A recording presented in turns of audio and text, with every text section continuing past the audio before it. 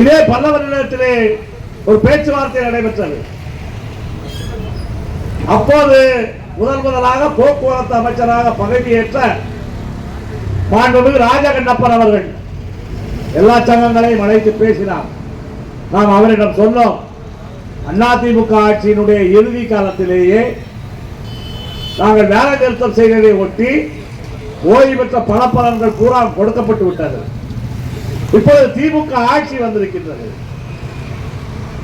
நீங்கள் ஓய்வு பெற்ற ஊழியர்களுடைய பணப்பலனை கொடுக்க வேண்டும். அப்படி கொடுப்பதற்கான ஒரு எளிய வழி இருக்கின்றது. நாம் பேச்சுவார்த்தைகளை சொன்னோம். செப்டம்பர் மாதம் அந்த பேச்சுவார்த்தை நடைபெற்றது.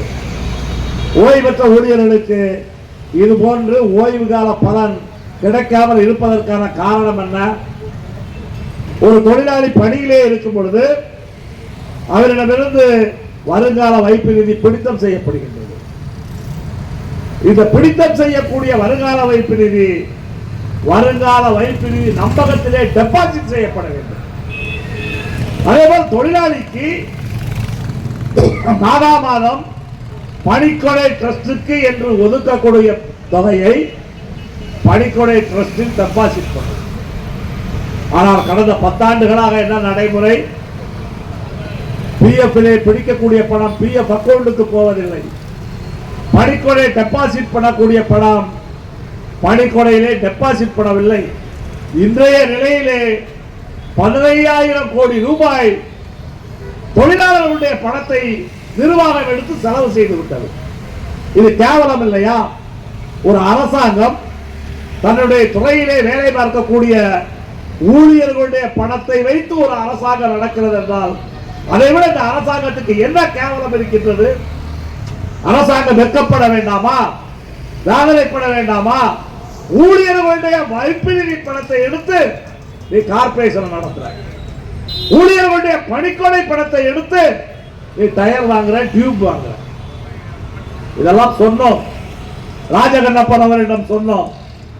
எனவே எங்களுக்கு சம்பளம் கொடுக்கும் பொழுது எங்களுடைய சம்பளத்திலே பிடித்தம் செய்யக்கூடிய பணம் உரிய அக்கவுண்டுக்கு போகட்டும், அதற்கான நடவடிக்கை எடுங்கள். இது செப்டம்பர் மாதம் தான். கொரோனா காரணமாக ஓய்வு வயது 60ஆக நீட்டிக்கப்பட்டு விட்டது. கடந்த 1.5 ஆண்டுகளாக யாரும் பணி ஓய்வு பெறவில்லை.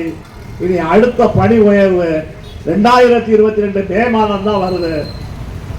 இன்னும் 9 மாத காலம் இருக்கிறது தொழிலாளர்கள் பணி ஓய்வு பெறுவதற்கு. இப்போதிருந்தே எங்களது பிஎஃப் பணத்தை, கிராஜுவிட்டி பணத்தை மாதம் செலுத்தினால் 2022 மேயிலே தொழிலாளிகள் பணி ஓய்வு பெறும் பொழுது வருங்கால வைப்பு நிதி ட்ரஸ்டில் 1500 கோடி ரூபாய் பணம் இருக்கும். பணிக்கொடை ட்ரஸ்டில் பணி இருக்கும், பணம் இருக்கும். தொழிலாளிகள் ஓய்வு பெற பணத்தை கொடுத்து கொண்டே இருக்கலாம் என்று சொல்லி ராஜகண்ணப்பனிடம் சொன்னோம். அவரும் ஒத்துக்கொண்டார். அன்றைய போக்குவரத்து செயலாளராக இருந்தது கட்டாரியா அவர்கள் இதை ஏற்றுக்கொண்டு எல்லா போக்குவரத்து கழக நிர்வாகங்களுக்கும் கடிதம் அனுப்பினார்.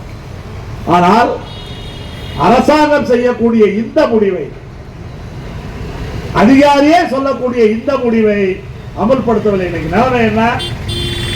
கிட்டத்தட்ட 6000 ஓய்வு பெற்ற ஊழியர்கள் 23 மாத காலமாக பல்வேறு சிரமங்களுக்கும் துன்பங்களுக்கும் துயரங்களுக்கும் உள்ளாகி இருக்கின்றார்கள்.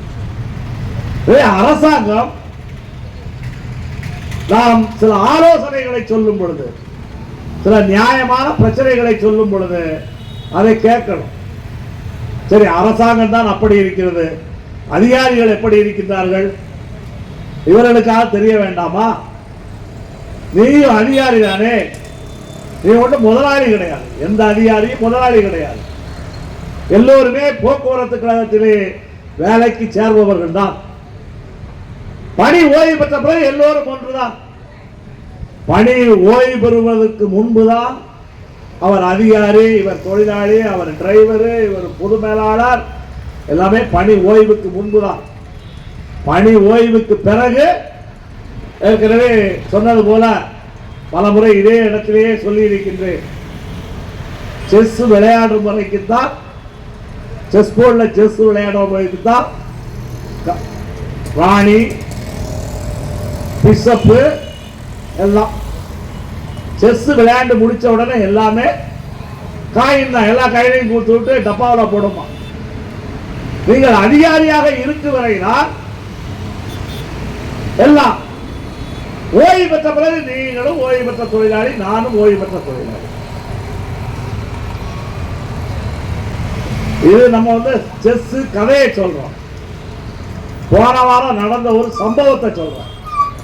இது கதை தானே. ஒரு 10-20 நாளைக்கு முன்னால் நடந்த ஒரு சம்பவத்தை சொல்கிறேன்.